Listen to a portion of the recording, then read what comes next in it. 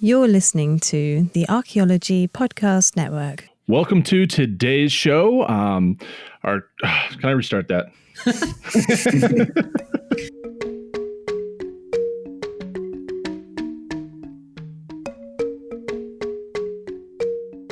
Welcome to episode 1 of a Life in Ruin podcast. Today, we three cowboys of science will be hosting our first guest, Dr. Spencer Pelton, PhD, RPA, arguably the cowboy of science. Spencer is one of the most talented, accomplished, and brilliant archaeologists in the country. The dude has over a dozen publications and literally got his PhD last year. Anyone that knows Spencer will tell you that he's one of the most enjoyable people to be around and was a mentor to a lot of us during our time at the University of Wyoming.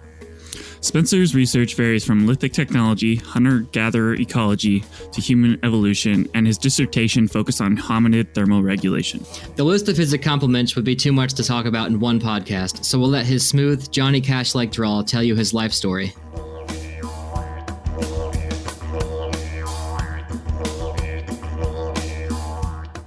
Welcome to today's show. I'm Carlton Gover. I'm being joined today by David Ian Howe and Connor Yonan. And today's guest is Dr. Spencer Pelton. Dr. Pelton is currently the senior archaeologist for Transcon Environmental Incorporated, and is currently running several field research positions, such as a field director for the Powers 2 Paleo-Indian Ochre Mine and reinvestigations of the Sister Seal Paleo-Indian site. Thank you for joining us today, Spencer. Yeah, thanks for having me, guys. Really flattered that you asked me to come on. Oh, absolutely. Yeah, you're our first guest.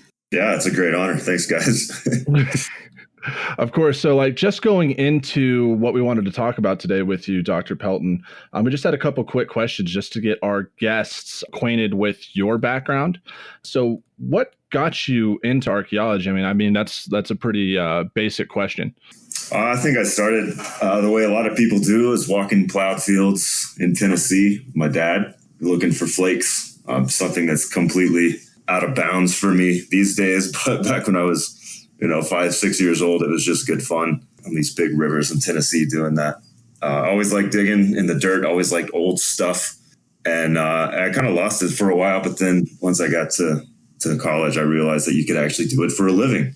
So I kind of came back around to it and have stuck with it ever since. Cool. Awesome. And you've been around the sciences the majority of your life through your dad, right? Correct. My dad's a retired wildlife biologist. He worked for the University of Tennessee pretty much his entire career, and he's really into black bears, but does also have some bear research projects and projects on other species throughout the world. So yeah, I grew up doing some den work with his projects, which involves going into black bear dens and immobilizing them. And that's not like in your house, right? No, this is primarily in the Great Smoky Mountains National Park, close to where I'm from in East Tennessee. I grew up around the sciences and having a pretty strong appreciation for the sciences. My uncle is also a biologist, and my grandfather is an engineer. And so all that kind of combined to really instill a pretty healthy respect for the sciences from a pretty early age. I can imagine. I remember when I first got to University of Wyoming, which is where all of us, the hosts, met you. One of the first memories I have, I believe it was another PhD student at the University of Wyoming that showed me a very adorable photo of you with a couple black bear cubs when you were younger. And what magazine or publication was that in? Yeah, I had my 15 minutes of fame pretty early in life. I guess it's coming back around now with this podcast, though, huh? But yeah, I was in National Geographic World magazine when I was, 11 years old. I made the cover. I didn't make the main cover. That distinction belonged to a sea turtle, if I recall. But I didn't get it in like a little bubble in the bottom right corner. And there's a whole article about my life with bears, I think it was called. Sea turtles get all the glory, dude. I know. The damn sea turtles. You get them involved, they're just going to steal the show. Absolutely. Oh, sea turtles. So you did your undergrad at the University of Tennessee. Is that correct? Actually, no, I got it at Middle Tennessee State University. Sorry. So yeah, I didn't have a whole lot of choice of my undergrad, I guess, coming out of it. I didn't want to go all the way to Memphis, and I wanted to get a little further away than Knoxville. So I picked the Geographic Center of Tennessee. But you went to Murfreesboro. Right. Middle Tennessee State University, Murfreesboro. Yeah. A lot of good time. It was the one that, was free and just far enough away from home that it felt like I was actually going somewhere. So that's where I ended up. Had a good time there. And actually has a really, really strong anthropology department. Yeah. Did you do any field work when you were there as part of your undergrad experience? I didn't really do a whole lot of field work through the university at that time. My first field work experience was with the Park Service. And that was done as part of a Student Conservation Association internship that I actually did so that I could get credit for my field school through the university. So I never took a field school in my undergrad, actually. It was all through that internship that I got credit for that. What was your favorite part about Murfreesboro? I'm kind of hung up on it. My favorite part going into it wasn't Sevierville anymore. And but I think Murfreesboro has a surprisingly good music scene. Yeah. And that was really probably my favorite part about it. It has a really strong recording industry program there that kind of sends a lot of people to Nashville. And that's actually what I started doing at Middle Tennessee State. I started university there as a recording industry major. Oh, wow. Well, for those of you who are new to us and don't know Spencer's actually a really talented musician, has a wonderful voice, plays guitar really well. So yeah, that makes sense. That's why you went to school for that. Thanks, David. Well, yeah, it ends up having there's a lot of great musicians get attracted to this little town that is pretty unremarkable in most ways, but you end up having a lot of really great bands and a pretty good music scene in that town. Yeah, and you're like 20 minutes down the road from Nashville, so. Right. Yeah. So what happened once you graduated? What was your goal in life? I feel like we all have different experiences with what happens after your undergraduate degree, So, where did your path go? No, that's a good question. So I had fostered this relationship with the Park Service over 2 different seasons, working for them during my undergrad. First season, like I said, I was an intern. Second season, they brought me back as a seasonal GS5 arc tech. So I graduated in December of 2008. I basically spent the next 4 months just drinking a lot of beer and playing pool and trying to find a job. And I got pretty good at both. And eventually the BLM called me back, I think in late April of 2009. And I don't know if you guys have put in for these jobs before, but a lot of the BLM jobs are just work for the BLM in 9 Western states. And you just kind of put your name in a hat and you just get a call back one day. And it ended up being this BLM field office, the Eagle Lake field office in Susanville, California. And I interviewed for that in late April and then picked up in early May and moved out to Northern California. And I spent the next 4 years working for them during the summers.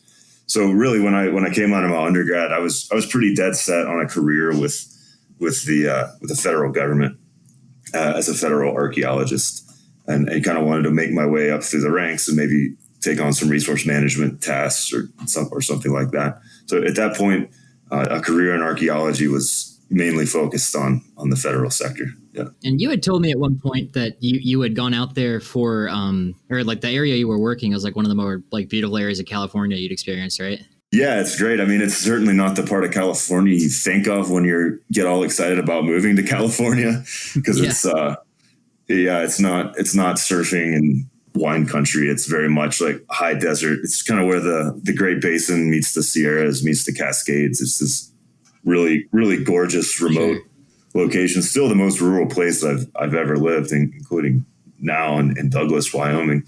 But it's it was a great experience. I learned a lot working out there. I mean, it was my first experience in Western archaeology, which is ultimately what has come to be my passion. So, I really value my time there. I mean, it's super interesting to see here that you're like focusing on kind of government jobs out of, undergrad. I don't know how many people are like, I just finished my undergrad. Let's go work for the government. At least in our profession, I kind of was just staring off the edge of a cliff like, What now? Yeah, I had a little bit of a leg up. My mom works for the Park Service, and so she really kind of set me up on that path early on. And yeah, I was at least aware that it was like pretty secure sort of job path to go down coming out of my undergrad, and something that would be worth pursuing. So what made you choose to go get your master's at Colorado State? Yeah, initially it was I was offered a promotion through the BLM if I got my master's. At Colorado State in particular, I had some connections to Colorado, and I started looking at programs there that I could afford. And I landed on Colorado State University because I found a couple names there. Jason LaBelle, who ended up being my advisor. And it really interested me. So I want to say I worked for the BLM for like 6 months, had a winter off, did nothing, basically. Worked another summer, and then that fall of 2010, I started my master's there at CSU. And for the next 2 or 3 years of that program, I lived this kind of double life where I'd drive back to California every summer, work for the BLM, and then I'd come back and work on my master's work during the school year, and just kind of go back and forth like that for a couple of 3 years. That's quite the transition, because if you haven't been to Fort Collins, it's not very small and quiet. It's not the inverse of the rural life, but it's for sure. It was definitely a double life. It was going back and forth between. I started calling Fort Collins the millennial Shangri-La. It's got like all the cool restaurants and the breweries, the cute downtown. I'm actually there right now, in Fort Collins, in a hotel. But then Susanville's kind of the opposite of that. It's a prison town in the high desert of California with very little amenities to speak of. But it suited me. I liked it. I liked kind of having my foot in both worlds there for a little while. Well, speaking of millennials, isn't that where you met Connor in Fort Collins? Yeah, it is. Connor was one of my first employees, I guess. Yeah, for sure. You were also, I don't know if you remember this, you were also my TA for Seibold's class, his geography class. Okay. So I was like, he clearly doesn't remember. He's like, I was sitting in the back like a little weirdo. So. There's a lot of people in those intro classes. Absolutely. Well, we had like 3 TAs or something, right? It was absurd. No, Jason LaBelle ended up handing me a survey of some public lands, some county lands just south of Fort Collins, and we did an archaeology survey out there. And Connor was one of the crew members on that, if I recall. That was a good time. Yeah. Super fun. Yeah, it was there wasn't a lot there, but it was pretty. Sure. It was pretty. There's a lot of elk out there. It was fun. Nice. Actually, just random thought. I was going through just randomly looking around, and apparently they found some mammoth remains buried deep when they were doing some of the testing for that reservoir that I had no idea about. I actually heard about that. With the paleontologist that worked on that is now doing some subcontracting for the company I work for, and he told me about that. Yeah, wow. Small world. Yeah, absolutely. So when you came to CSU, did you have an idea for what you were going to do for your master's, or do you just kind of come in blank slate, hoping to find? No, I had no idea really. I'd say the one skill that kind of set me apart from other folks was that I was really good at GIS. And so I wanted to do something with like a geospatial component to it. Actually, what my minor is, my undergrad was in GIS. And if I can recommend anything for people's careers in archaeology, it's that you learn how to use that software, because it kind of makes you the most popular guy in the room in some of these like federal offices and CRM firms and stuff, if you have a good grasp of that. So yeah, I had very vague sense of it. I was excited. And, I could talk and had ideas. And I think Jason LaBelle really respected that and was kind enough to bring me on as his student. So, I'd say a combination of having some GIS skills and just having kind of an innate curiosity for the discipline, some ideas were the two things that I had going for me going into a master's program. But other than that, I was pretty clueless. I had very few research skills. I really didn't know how to use Microsoft Excel at all, which is a pretty valuable thing to know if you're dealing with data of any kind. I was green. I was really green. That's what Todd's for. And if I can echo anything Spencer says, is that the only reason I have a job in CRM right now is because I did a little bit of GIS for my thesis. So learn it. It's very valuable. Yeah. So tell us about your master's thesis research. It had something to do with, you know what? Just tell us about it. It was titled Groundstone Lithic Technology of Indian Peaks, Colorado, right? Yeah. So it's there's this weird phenomenon in the Front Range of Colorado where the alpine country is just full of archaeological sites, and that was really unknown to me before I came to Colorado. And the most impressive of those archaeological sites are these big game drives, which I ended up researching them as well. I have a paper on that with Jason LaBelle.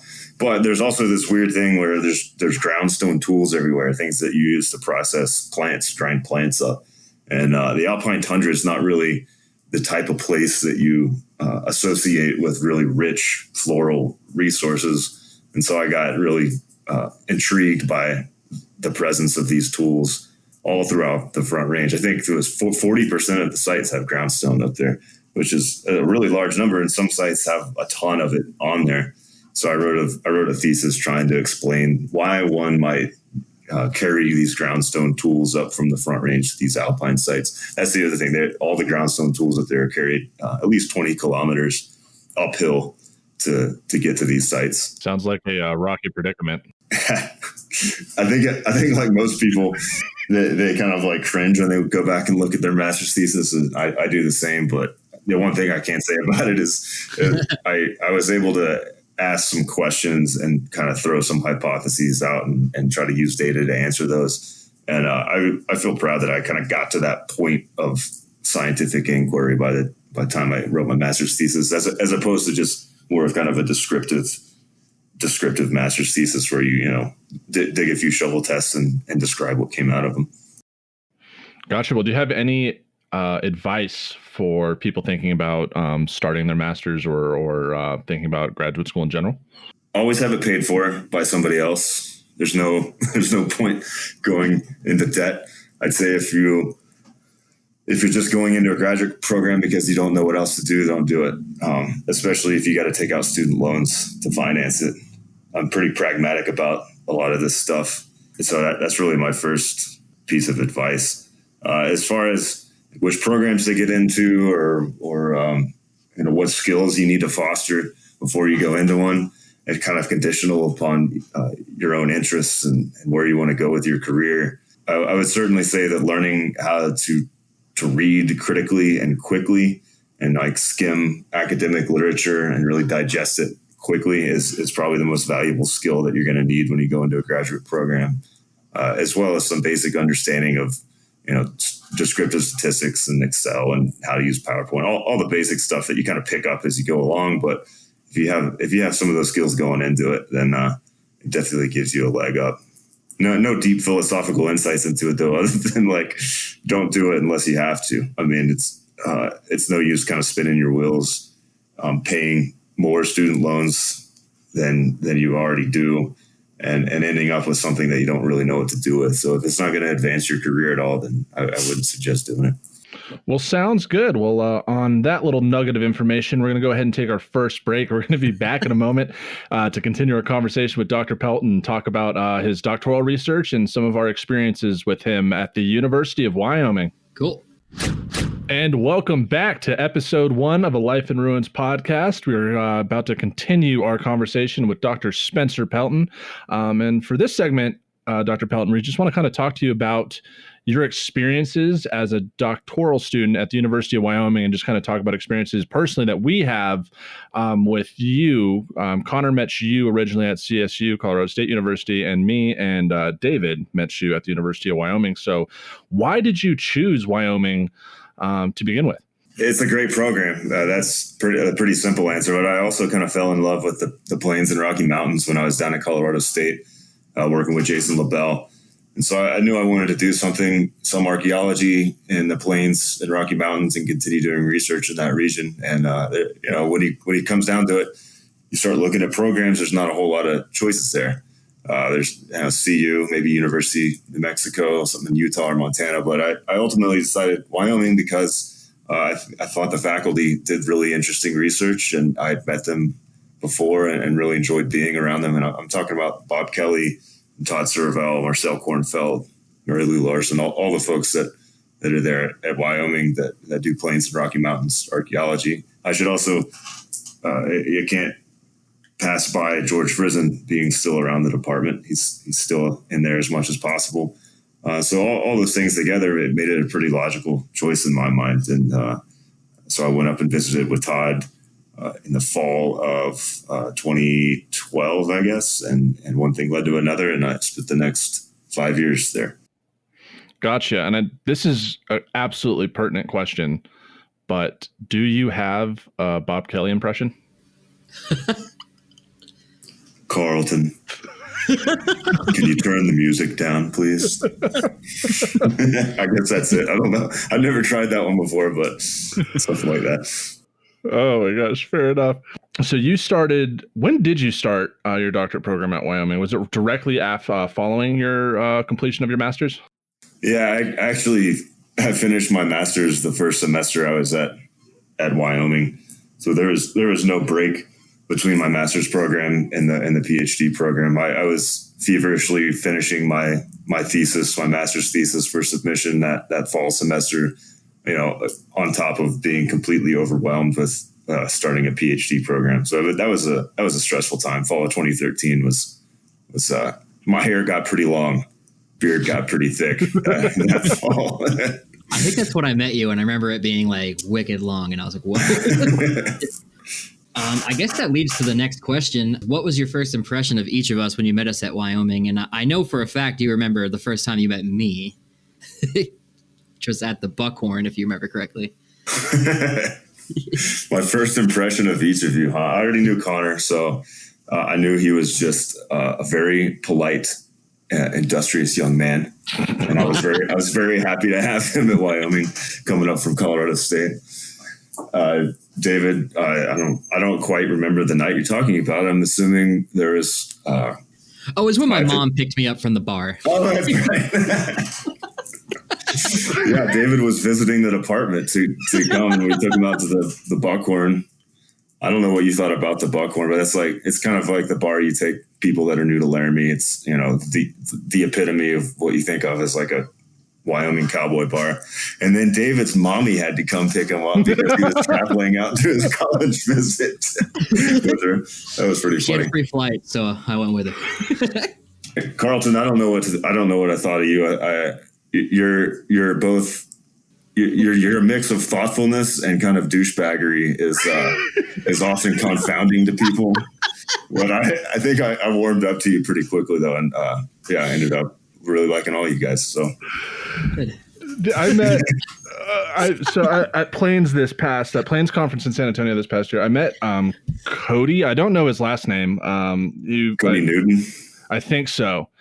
And after making like kind of a joke about his firearm incident involving his finger, he's like, "Yeah, I've heard about you." I was like, "From who?" He's like, "Oh, yeah, Spencer's told me a lot about you." I was like, "Oh yeah, what has Spencer said?" And he's like, "Well, Spencer says that you're really thoughtful and have some great ideas, but you're a fucking frat boy." And I was just like, and I was like, "Yeah, fair enough." Yeah, I won't. I'm pretty sure I said that exactly how you stated it, actually. Not gonna lie, that was my first impression too. I kind of have that effect. So I'm trying to think.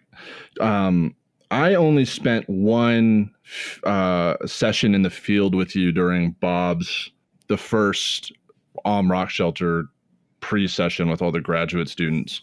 Yeah. Connor and David, did you guys have any experiences with Spencer in the field? I know Connor, you worked with him on a survey, but like anything specific to Wyoming?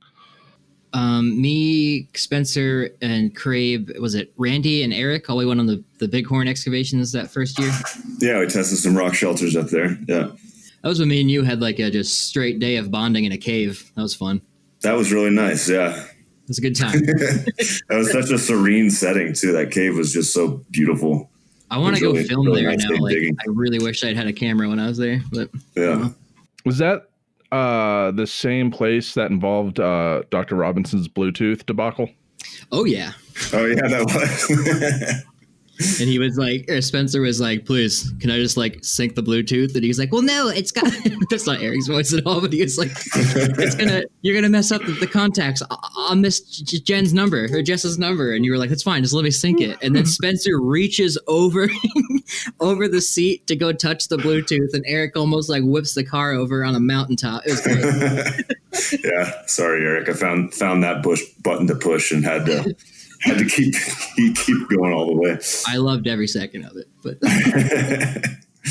yeah, I remember the end of that project being a bit of a debacle as well, because the last day the road was frozen.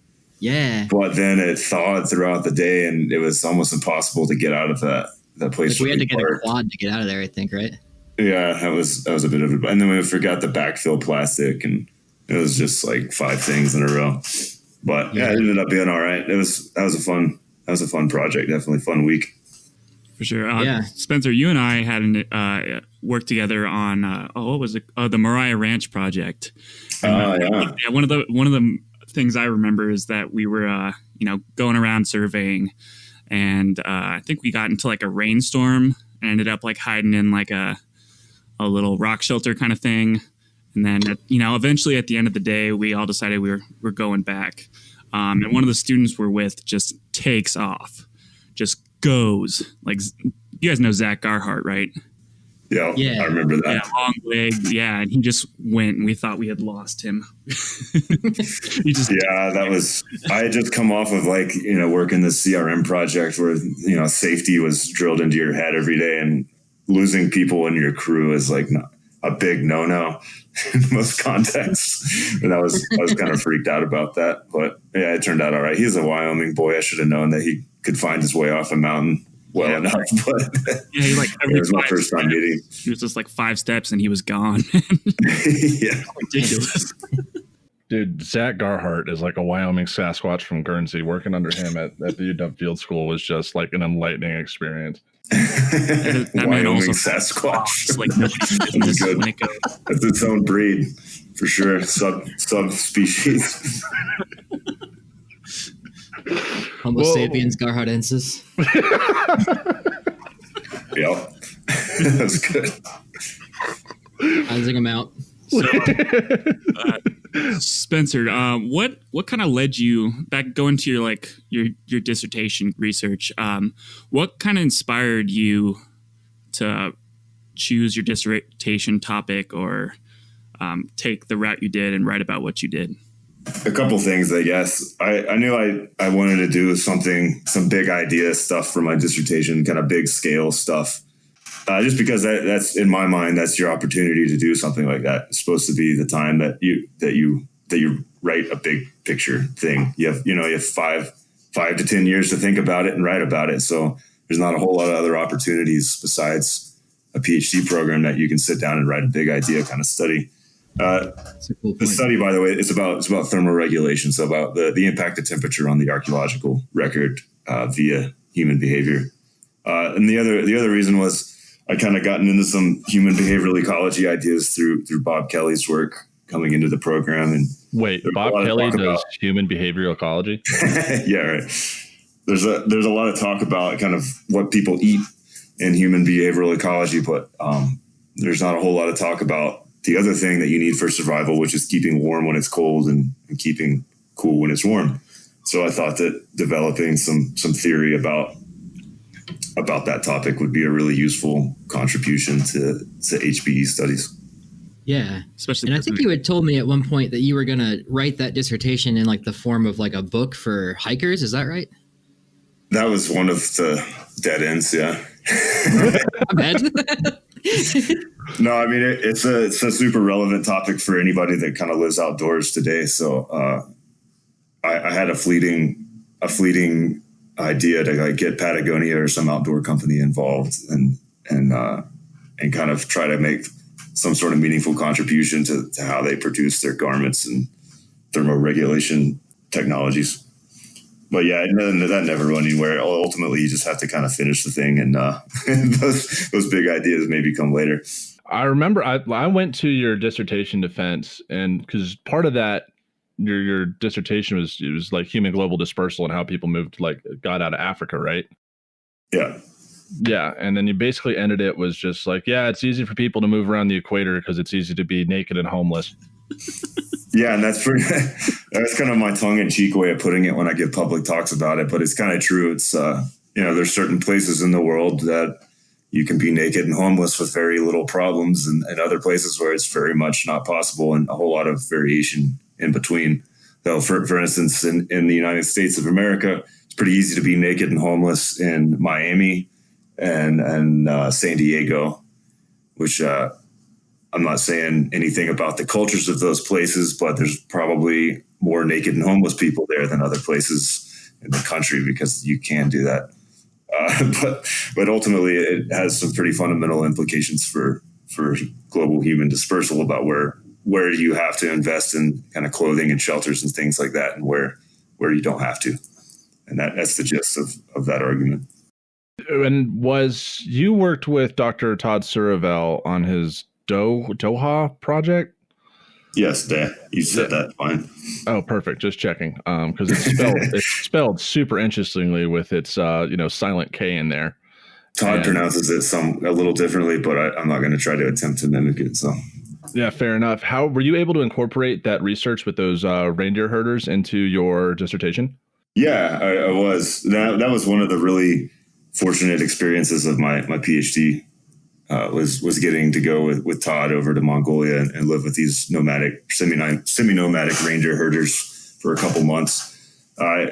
Just a very brief synopsis of that project. Todd designed it. It's brilliant research design, and it's basically about mapping people in mobile campsites. So it's ethnoarchaeology, but you're mapping people instead of trash. So from those data that Todd had been collecting over multiple seasons, multiple years, I was able to make some generalizations about how much time people spent in outside versus inside spaces within mobile camps relative to temperature. So it's pretty intuitive, but the colder it gets out, the less time you spend outside, the less kind of production tasks you do outside, and the more you move those things into homes. But I was able, using Todd's data from the Doha ethnoarchaeology project, was to really formalize that and come up with some formal parameters around how people do that. So in Todd's program, they do all seasons, right? And you ended up going in the winter. Is that correct?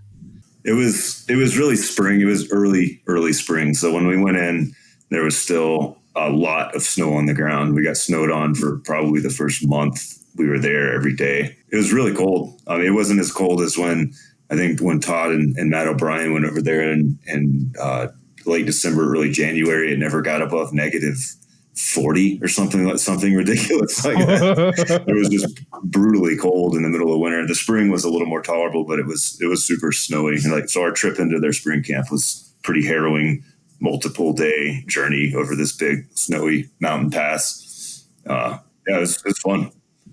Were you skiing behind the reindeer? Is that what I remember? Were you like? No, I was riding reindeer. We did bring skis with us, and so we ended up breaking trail with the skis so that the reindeer had a more solid kind of path to walk on, because they kept breaking through the snow and getting mired in the snow. So we ended up breaking trail with skis, but we were all riding deer.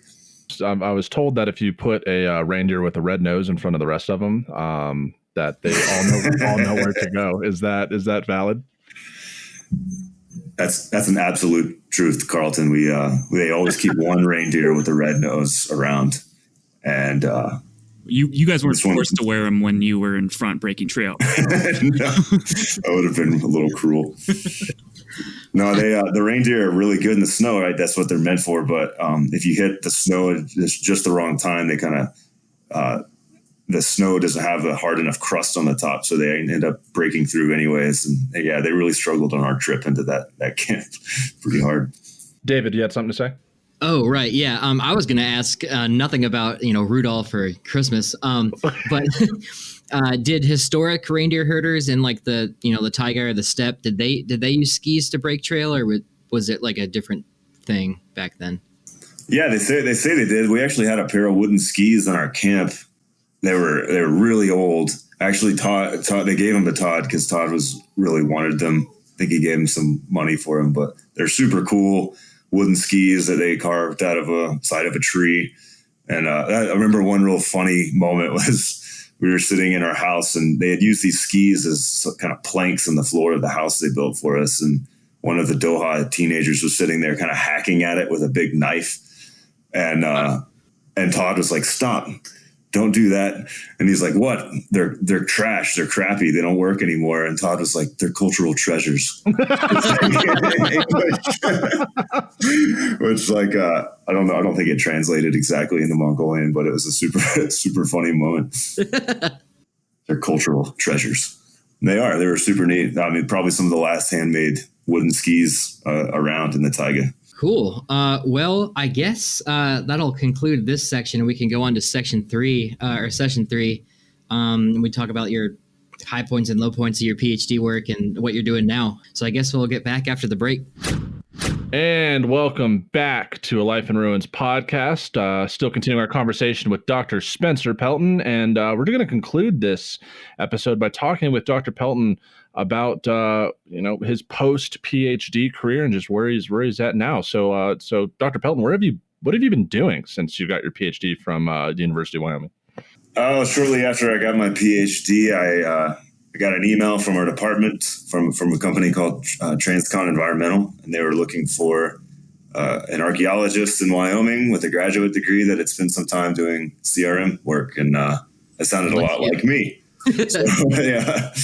But it was signed the president of the company, and I was like, so I was a little suspicious that it was real, because that never happens. Like, presidents of companies don't just send out emails with their personal numbers to call them. But I'm glad I followed up on it, because I did. And I interviewed with them winter of last year, and I've been working for Transcon now for just about a year. I started March 8th last year, and it's been a great experience. I've been working primarily on a big infrastructure project between Medicine Bow, Wyoming, and Rock Springs, Wyoming, big transmission line called the Gateway West project.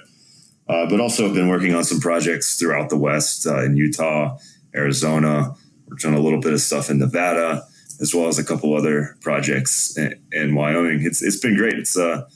I've gotten a whole lot more experience in other aspects of the environmental planning process than I thought I would get. So a lot of my days I'm actually not working on archaeology. I'm working on stuff like raptors and noxious weeds and roads, that kind of stuff. Not every day, but oftentimes my work is focused on other parts of the environmental planning process, and actually have really found myself to enjoy it. Cool. Dabbling in other sorts of resources. Now, are you pursuing academic positions at all, or are you pretty firmly happy with your current position with that CRM firm? I'm really happy at Transcon Environmental. I've applied for a couple academic jobs here and there, but I'm being very selective about it. I'm doing the extremely controversial thing of not applying for every academic job that's advertised every year. I'm only applying to ones that I would genuinely want and want to pursue. It's really not what you're supposed to do in this position. A lot of people will tell you, but ultimately my quality of life and the place I live, the people I'm around, I think matter a little bit more to me than kind of that relentless pursuit of an academic position. So yeah, I'm applying to them here and there, but they don't grow on trees, and there's a huge oversaturated applicant pool of PhDs trying to land these positions by people that are more talented than me and also a little more driven to pursue an academic path than me. So I'm being pretty selective about ones that I put my name in the hat for. Yeah, fair enough. I remember when I told you I got into Boulder, you told me to not spend a lot of money on brunch because it racks up quickly. Yeah, that's how I spent $10,000 in Boulder one winter. Yeah, and I didn't follow that advice for the dismay of my bank account when I first got here. Oh yeah, but, yeah. Got to have your eggs Benny, huh? No, I need aggressive amounts of mimosas.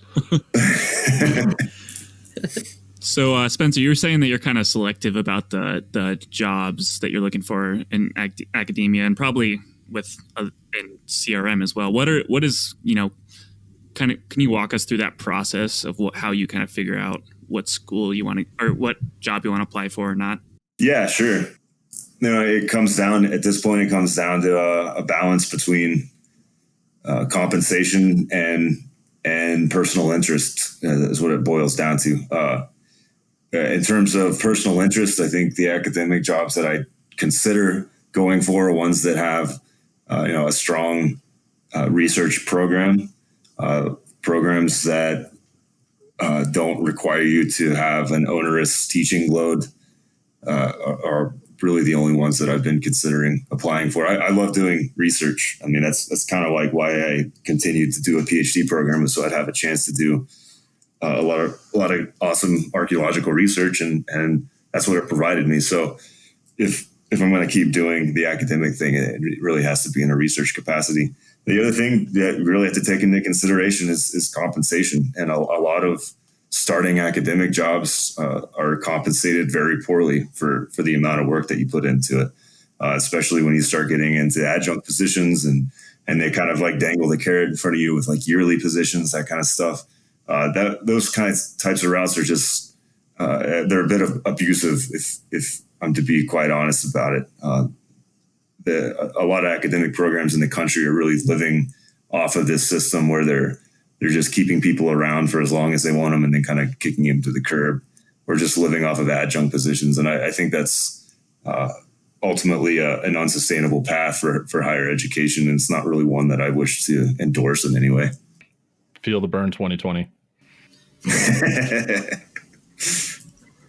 That's a good point though. Like it's good to see that side of it, because people are usually constantly told like, keep going, get your school, get your degree, apply for jobs, teach. And, it's like, it's good to see that you're doing well in like a job that you like. And I think you and Hallie have a house now and everything. Like, yeah, it's good to see. It's ultimately, I mean, a lot of people, and it's no slight of their path, but a lot of people, they have nothing else in their mind but an academic job. But there's a lot of ways to make a living in archaeology.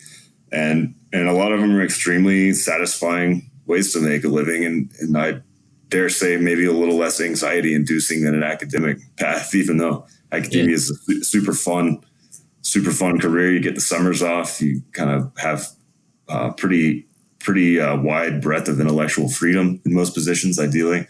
But there's a lot of other paths, and I've found my one for the last year to be really fulfilling, and it's set me up to have a pretty stable life. Yeah, like you said, own a house, own a truck, got married. Now we have time and money to do vacations and do fun stuff. So it has its perks for sure. I like that aspect a lot. Yeah.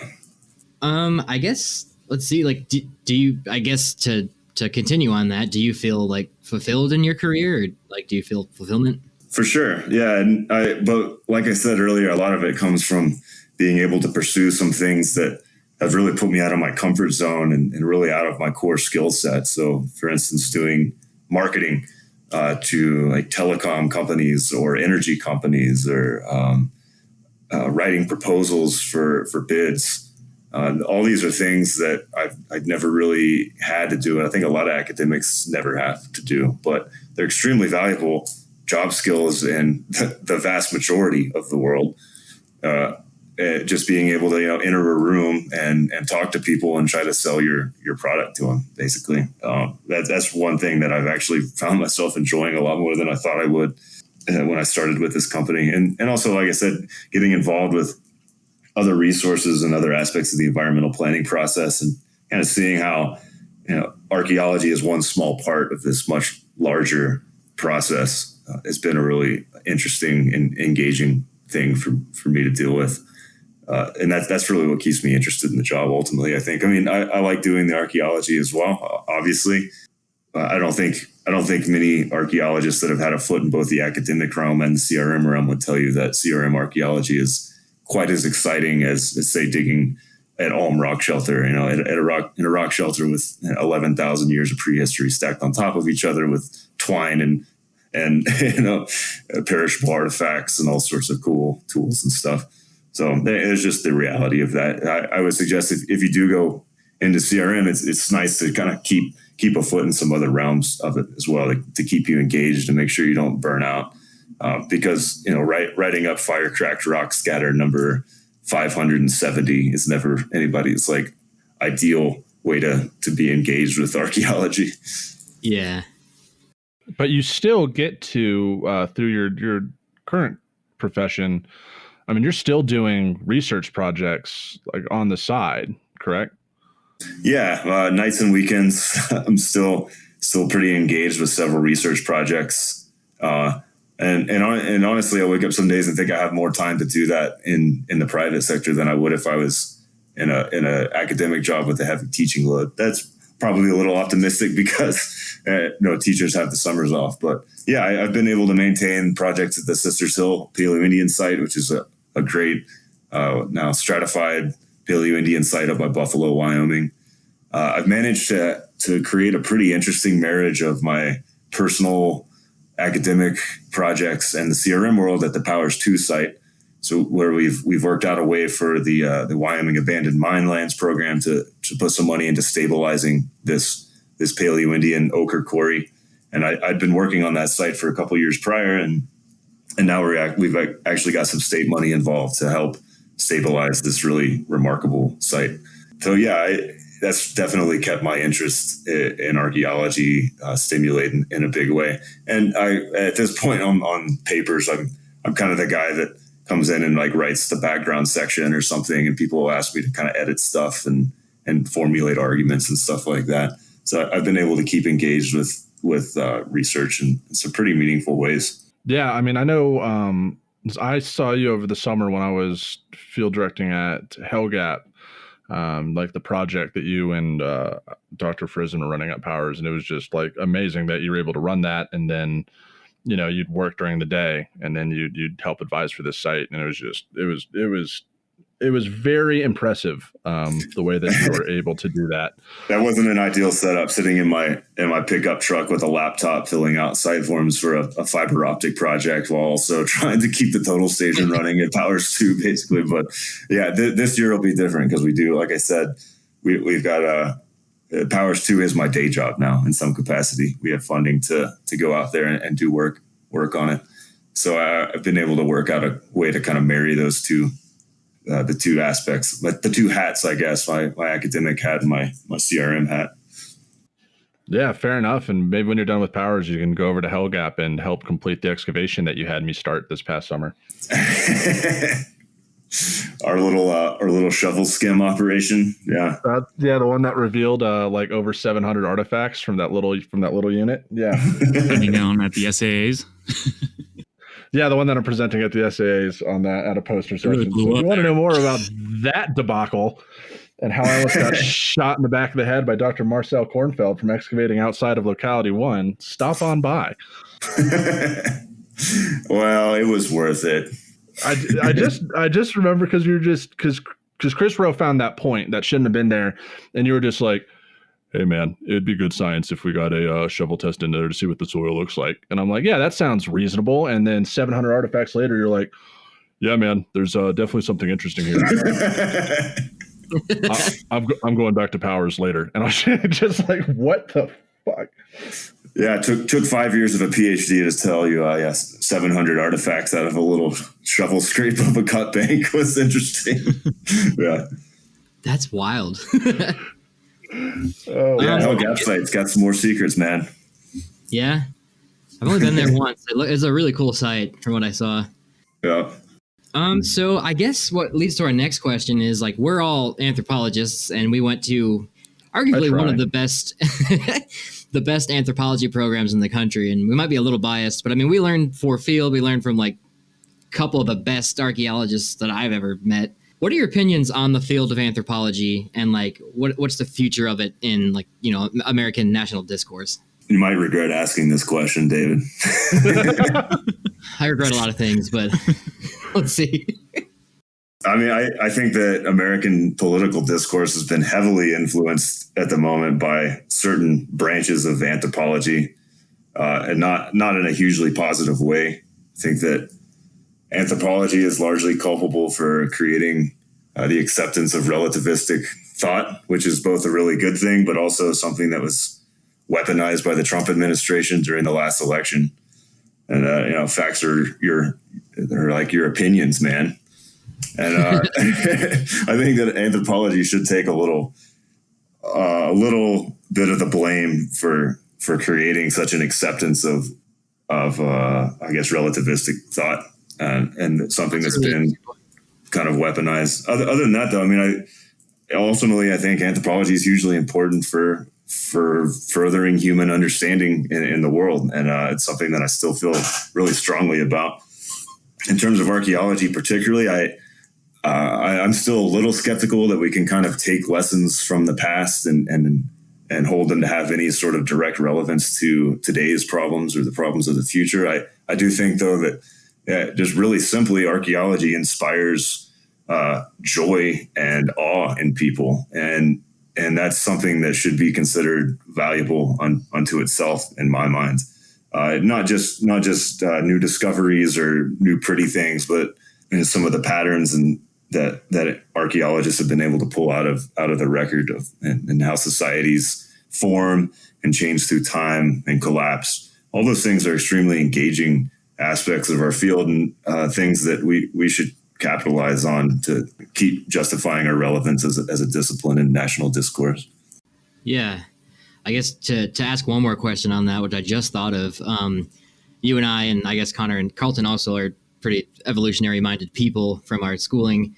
What do you think, this might be a deep question, but like you said, archaeology kind of inspires awe in people and like wonder. What do you think that has to do with like the human like species, you know? Well, I think that since we're very enthralled by the human past, I would imagine that humans in the human past were also enthralled by their own human past. Yeah. So I think there's something pretty fundamental in the human brain that really, that we obviously have a sense of time, and we obviously have had it for a really long time. So I would imagine that, upper Paleolithic foragers of northern Eurasia had the same sense of awe about their own past and found things from their ancestors and cave paintings and weird looking stone tools and weird looking bones, and also had a comparable sense of awe. So I guess in the largest sense that sense of joy and awe of the past is probably a pretty universal human trait, and something that we can think of as a unifying character of human nature. Awesome. Yeah, I agree. I think the Venus figurines and the recent Roman graffiti found on Hadrian's Wall is a testament to humans' perpetuity towards. You care to make Google that when you're not at work. Version of that? No. Well, thanks, Spencer, for being on this podcast. From all of us, we really had a lovely time chatting with you. Yeah, thanks for having me, man. Those are good questions. Yeah, made me think about some stuff I hadn't thought about in a while. So appreciate you guys taking some time to sit down with me. Absolutely. Yeah. No, absolutely. I mean, I think this is a perfect opportunity for us to kind of show what this podcast is about. We really wanted someone distinguished that we, and someone that we kind of know pretty well in an academic context on here to just kind of give us. I mean, you've had a really interesting career, and definitely, I mean, the amount of publications you've authored and co-authored is just nuts. Amazing. Yeah, like the fact that the academic job market.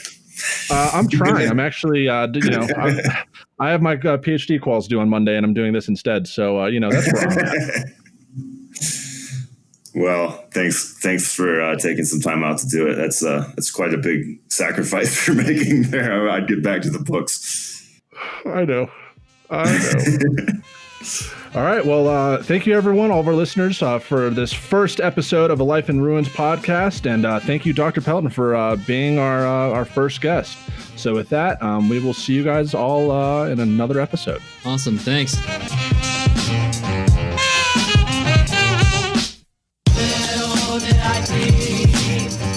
Thanks for listening to a Life in Ruins podcast. You can follow us on Instagram and Facebook at A Life in Ruins Podcast, and you can also email us at alifeinruinspodcast@gmail.com. And remember, make sure to bring your archaeologists in from the cold and feed them beer.